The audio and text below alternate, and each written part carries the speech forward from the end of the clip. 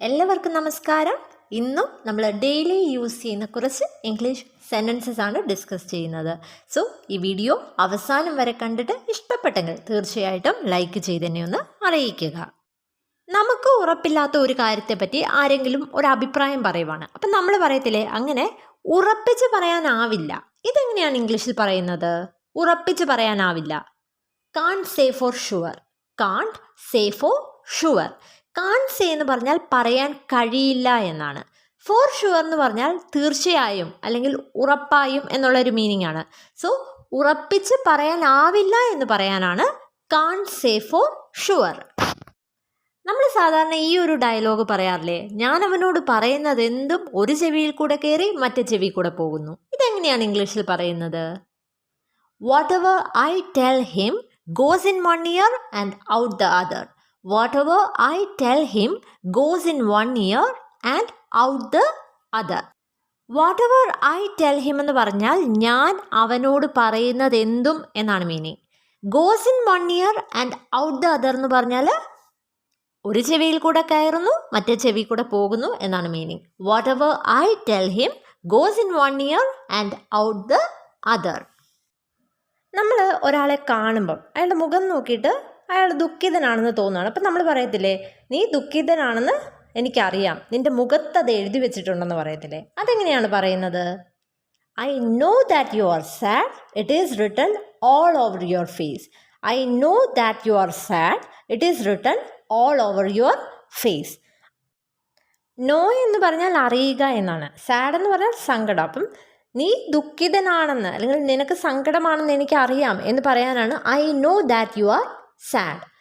It is written all over your face എന്ന് പറഞ്ഞാൽ അത് നിൻ്റെ മുഖത്തെല്ലാം എഴുതി വെച്ചിരിക്കുന്നു എന്നാണ് meaning. So I know that you are sad, it is written all over your face. പിന്നെ നമ്മൾ പറയത്തില്ലേ, പ്രശ്നങ്ങൾ ഉണ്ടാക്കരുത്. അതെങ്ങനെയാണ് പറയുന്നത്? Don't create problems. Don't create problems. Create എന്ന് പറഞ്ഞാൽ ഉണ്ടാക്കുക അല്ലെങ്കിൽ സൃഷ്ടിക്കുക എന്നുള്ള ഒരു മീനിങ് ആണ്.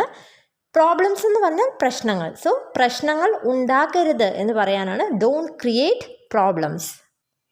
നിങ്ങൾ പുതിയതായിട്ടൊരു കാര്യം ചെയ്യാൻ തുടങ്ങുമ്പം എങ്ങനെയുണ്ട് എന്ന് ചോദിക്കുമ്പം ഇതുവരെ വളരെ നല്ലതായിരുന്നു എന്ന് നമ്മൾ പറയത്തില്ലേ? അതെങ്ങനെയാണ് പറയുന്നത്? So far so good. So far so good എന്ന് പറഞ്ഞാൽ ഇതുവരെ വളരെ നല്ലതായിരുന്നു എന്നാണ് മീനിങ്. സോ ഫാർ എന്ന് പറഞ്ഞാൽ ഇതുവരെ, സോ ഗുഡ് എന്ന് പറഞ്ഞാൽ വളരെ നല്ലതായിരുന്നു എന്നുള്ളൊരു മീനിങ് ആണ്. സോ ഫാർ സോ ഗുഡ് എന്ന് പറഞ്ഞാൽ ഇതുവരെ വളരെ നല്ലതായിരുന്നു എന്നാണ് മീനിങ്. ഇപ്പോൾ കഴിഞ്ഞു പോയ ഒരു കാര്യത്തെപ്പറ്റി ഇങ്ങനെ വല്ലാതെ ചിന്തിച്ചുകൊണ്ടിരിക്കുവാണെങ്കിൽ നമ്മൾ പറയത്തില്ലേ, അങ്ങനെ കഴിഞ്ഞതിനെക്കുറിച്ച് ചിന്തിക്കുന്നത് നിർത്തുക. അതെങ്ങനെ പറയും? Stop dwelling on the past. Dwell on the past എന്ന് പറഞ്ഞാൽ കഴിഞ്ഞതിനെപ്പറ്റി വല്ലാതെ അങ്ങ് ചിന്തിച്ചുകൊണ്ടിരിക്കുക എന്നാണ് meaning. So stop dwelling on the past എന്ന് പറഞ്ഞാൽ കഴിഞ്ഞതിനെക്കുറിച്ച് ഇങ്ങനെ ദീർഘമായിട്ട് ചിന്തിക്കുന്നത് നിർത്തുക എന്നാണ് മീനിങ്. പിന്നെ തെളിവില്ല. ഇതെങ്ങനെയാണ് പറയുന്നത്? There is no evidence. There is no evidence. Evidence എന്ന് പറഞ്ഞാൽ തെളിവ് എന്നാണ്. സോ തെളിവില്ല എന്ന് പറയാനാണ് there is no evidence. There is no evidence. പിന്നെ നമ്മളെ കുഞ്ഞു കുട്ടികളെയൊക്കെ അവനെ അധികം ലാളിക്കരുത് എന്ന് നമ്മൾ പറയത്തില്ലേ? അതെങ്ങനെയാണ് പറയുന്നത്? Don't over pamper him. Pamper ചെയ്യുക എന്ന് പറഞ്ഞാൽ ലാളിക്കുക എന്നാണ്. ഓവർ പാമ്പർ എന്ന് പറഞ്ഞാൽ അധികം ലാളിക്കുക. സോ അധികം ലാളിക്കരുത് എന്ന് പറയാനാണ് ഡോണ്ട് ഓവർ പാമ്പർ ഹിം. ഇനി അടുത്തത് പട്ടാപ്പകൽ അല്ലെങ്കിൽ പകൽ വെളിച്ചത്തിൽ അവൻ എന്നെ ഭീഷണിപ്പെടുത്തുന്നു. ഇതെങ്ങനെ പറയും? പട്ടാപ്പകൽ അല്ലെങ്കിൽ പകൽ വെളിച്ചത്തിൽ എന്ന് പറയാൻ യൂസ് ചെയ്യുന്നതാണ് broad daylight. So he is threatening me in broad daylight എന്ന് പറഞ്ഞാൽ അവൻ എന്നെ പകൽ വെളിച്ചത്തിൽ ഭീഷണിപ്പെടുത്തുന്നു എന്നാണ് മീനിങ്. ത്രെട്ടൻ എന്ന് പറഞ്ഞാൽ ഭീഷണിപ്പെടുത്തുക. So he is threatening me in broad daylight എന്ന് പറഞ്ഞാൽ അവൻ എന്നെ പകൽ വെളിച്ചത്തിൽ ഭീഷണിപ്പെടുത്തുന്നു എന്നാണ് മീനിങ്. ഇനി നിങ്ങൾ പുറത്തെവിടെയെങ്കിലും പോവുകയാണ്. അപ്പം തിരിച്ചു വരുമ്പം നിങ്ങൾ ചോദിക്കത്തില്ലേ, ഞാൻ പുറത്തു പോയപ്പോൾ എന്നെ ആരെങ്കിലും വിളിച്ചോ എന്ന് ചോദിക്കത്തില്ലേ? അതെങ്ങനെ ചോദിക്കും? Did anyone call me when I was out. Did anyone call me when I was out. ഇത് കഴിഞ്ഞു പോയ ഒരു കാര്യത്തെക്കുറിച്ചായതുകൊണ്ടാണ് അവിടെ ഡിഡ് എന്ന ക്വസ്റ്റ്യൻ വേർഡ് യൂസ് ചെയ്തത്. So did anyone call me എന്ന് പറഞ്ഞാൽ എന്നെ ആരെങ്കിലും വിളിച്ചോ എന്നാണ്. കോൾ എന്ന് പറഞ്ഞാൽ വിളിക്കുക. ഇനി വെൻ ഐ വാസ് ഔട്ട് എന്ന് പറഞ്ഞാലോ, ഞാൻ പുറത്ത് പോയപ്പോൾ.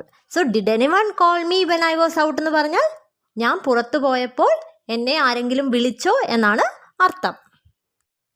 ഇനി ആരെങ്കിലും ഒരു കാര്യം ചെയ്തുകൊണ്ടിരിക്കുമ്പോൾ നമ്മൾ അവരോട് എന്തെങ്കിലും പറയുവാണെങ്കിൽ അവർ നമ്മൾ പറയുന്ന ആ ഒരു കാര്യത്തിന് പൂർണ്ണമായിട്ട് ശ്രദ്ധ നൽകത്തില്ല അല്ലേ. അവിടെ നമുക്ക് യൂസ് ചെയ്യാവുന്നൊരു ഫ്രേസാണ് listen with half an ear. So ഇതൊരു സെൻറ്റൻസായിട്ട് പറയുമ്പം നമ്മൾ പറഞ്ഞ കാര്യങ്ങൾ അവൻ പൂർണ്ണമായിട്ട് ശ്രദ്ധിക്കുന്നില്ലായിരുന്നു, അല്ലെങ്കിൽ പറഞ്ഞ കാര്യങ്ങൾ കുറച്ചേ കേട്ടുള്ളൂ എന്ന് പറയാൻ he was listening to me with half an ear. He was listening to me with half an ear എന്ന് പറഞ്ഞാൽ അവൻ പൂർണ്ണ ശ്രദ്ധ നൽകാതെ ഞാൻ പറയുന്നത് ശ്രദ്ധിക്കുന്നുണ്ടായിരുന്നു. ആ ഒരു മീനിങ് ആണ് വരുന്നത്. നമുക്കറിയാം, നമ്മൾ ഡ്രൈവ് ചെയ്തു പോകുമ്പം സിഗ്നൽ റെഡ് ആണെങ്കിൽ വണ്ടി നിർത്തണമെന്നറിയാം. പക്ഷേ ആ ഒരു റെഡ് സിഗ്നൽ അവഗണിച്ചുകൊണ്ട് വീണ്ടും തുടർന്ന് ഡ്രൈവ് ചെയ്ത് പോവുകയാണെങ്കിൽ അവിടെ ജംപ് ദ സിഗ്നൽ എന്നാണ് പറയുന്നത്.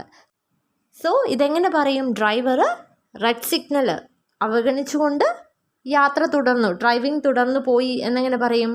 The driver jumped the signal. The driver jumped the signal.